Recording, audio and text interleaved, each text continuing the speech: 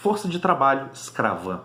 Tá? A gente vai falar no próximo vídeo sobre esse sertanismo de contrato, relacionando isso com a guerra contra os holandeses. Afinal de contas, os holandeses, mesmo depois de expulsos de Pernambuco, tá, eles vão continuar controlando uma boa parte do comércio intercontinental atlântico de escravos.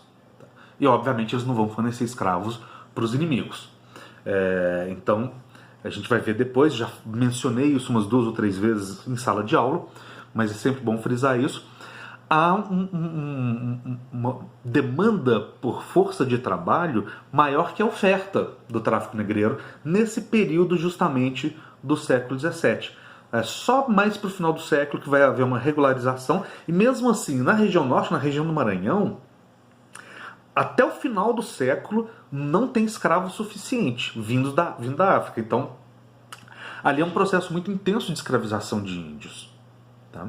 Então, as missões jesuíticas, elas tinham a função, obviamente, de catequizar, mas tinham também uma função muito importante e relativamente eficaz, tá, na proteção das tribos indígenas. Quando eu falo relativamente é porque eles não impediram o genocídio, tá? Mas é eficaz na medida em que esses caras pegaram em armas, eles lutaram, vários missionários jesuítas morreram nesse processo de tentar defender os índios. Bom, sobre isso os vestibulares normalmente costumam cobrar qual atividade econômica que era desenvolvida. Afinal de contas, se por um lado o governo português apoiava essas missões jesuíticas, por outro lado ele evitava também, na maior parte das vezes, entrar em choque com os colonos. Tá? Afinal de contas, era quase impossível para o governo português, lá do outro lado do Atlântico, manter a fidelidade desses colonos, desses caras, que são caras violentos, e eles estão completamente fora da fiscalização, fora do controle do Estado. Tá? Então, se eles não tiverem a boa vontade desses colonos, ferrou. Então, eles buscavam evitar qualquer tipo de confronto. Resultado: os jesuítas, eles tinham o apoio do governo português, mas no dia a dia, na prática, eles estavam ali jogados à própria sorte. Tá? Então eles tinham que criar condições de sobrevivência. E quando eu falo em criar condições de sobrevivência, eu incluo aqui a ideia de que eles tinham que criar condições econômicas de sobrevivência, né? Porque eles têm que comprar armas, eles têm que alimentar a população, eles têm que erguer os muros das missões para proteção. Tá? Então, que tipo de atividade econômica que vai ser desenvolvido ali? Drogas do sertão, o que é isso? Esses caras são traficantes, estão plantando folha de coca? Não é nada disso. Tá? Apesar do nome Drogas do Sertão remeter a outra coisa, a palavra Drogas do Sertão, na verdade, ela pode ser substituída por especiarias ocidentais. Vamos lembrar que o renascimento comercial lá na Baixa Idade Média está diretamente relacionado ao surgimento de um comércio de luxo, de artigos caros, que eram vendidos em pequenas quantidades para uma elite aristocrática rural, que eram as chamadas especiarias orientais. O que eram as especiarias orientais? Eram aqueles temperos que vinham da Índia. Tá? Bom, quando os portugueses chegam no Brasil, obviamente eles vão procurar o equivalente. Tá? Será que aqui no Ocidente existem especiarias, existem produtos, né, para tempero, para isso, para aquilo, que de alguma forma atingiriam o mesmo mercado lá na Europa? E eles descobriram que sim, existia uma série de produtos no norte do país que poderiam ser comercializados em quantidades menores, quer dizer, nós não estamos falando de plantation, nós não estamos falando de uma exportação de larga escala, mas são quantidades menores e que, portanto, levam a preços maiores. Tá? Então, quanto menor a oferta, maior o preço. Regra básica de economia. E o que são esses produtos? Cacau, guaraná,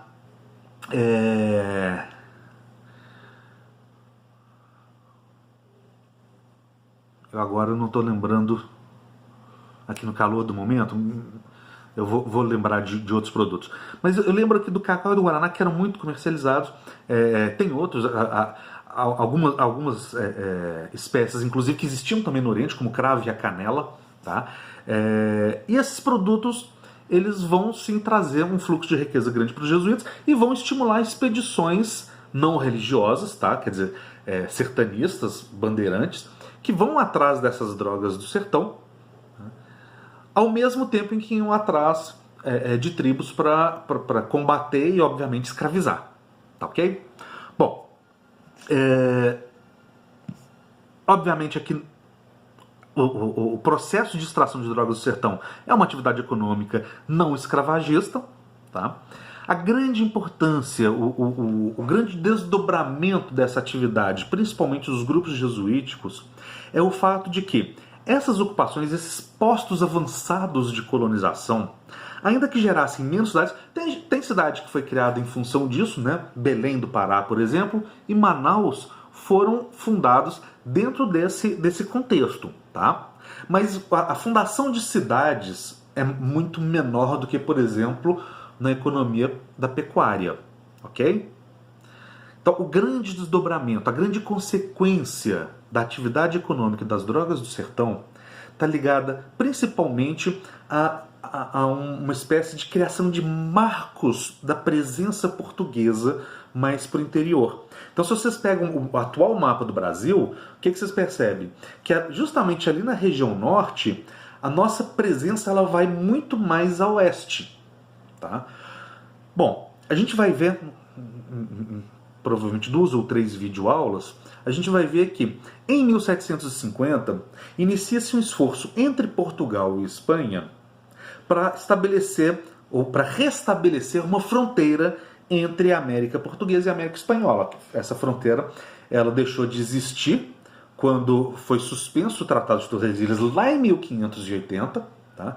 E ao longo de todo o século XVII não existia nada juridicamente válido que estabelecesse a diferença entre uma América e outra. Tá? Então é só exatamente no meio do século XVIII, ou seja, 1750, que é feito um tratado. Nós estamos ali às vésperas de se iniciar o período que a gente chama de pombalino.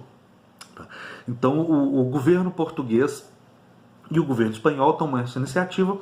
E aí o critério utilizado para definir o que era Brasil e o que era América Hispânica é um critério que a gente pode chamar de uma doutrina jurídica do Império Romano. Tá? Que doutrina jurídica era essa? Era o utis possidetis. O utis possidetis literalmente é traduzido como terra de quem ocupa. Tá? Então, a posse da terra define a propriedade.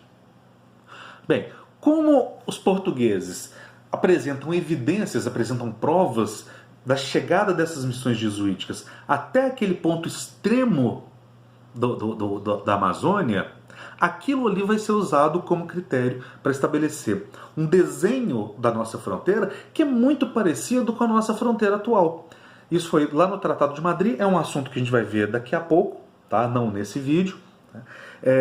Mas o Tratado de Madrid ele tem o desenho que tem, e o Brasil hoje tem as dimensões que tem, muito em função da atividade jesuítica que estava ligada à proteção do índio, estava ligada à catequização do índio, mas estava ligada também às drogas do sertão. Tá? Uma última informação que é importante eu passar para vocês é o seguinte: a atividade econômica das drogas do sertão é uma atividade extrativista, na maioria das vezes. Tá? Então, essas especiarias ocidentais, elas são plantas nativas que crescem ali no bioma da Amazônia, tá? Mas que, em algumas circunstâncias, principalmente em relação ao cacau, tá? Ela vai ser... ela vai evoluir, digamos assim, de extrativismo puro para uma agricultura de pequena escala. Ok? Então, essa é uma questão de vestibular que já apareceu. Tá? As drogas do sertão, elas são, em geral, extrativismo. Mas, eventualmente, pode acontecer uma agricultura de pequena escala. Jamais plantation. Beleza? Queridos, no próximo vídeo nós vamos falar das entradas e das bandeiras e qual que é a relação disso, tanto com o que nós já vimos antes, especialmente com o domínio holandês, tá? Há uma relação direta aqui, quanto com o que nós vamos ver depois, o descobrimento do ouro e o surgimento de uma nova sociedade muito mais complexa no interior do Brasil. Beleza? Então, cuida da saúde e até a próxima.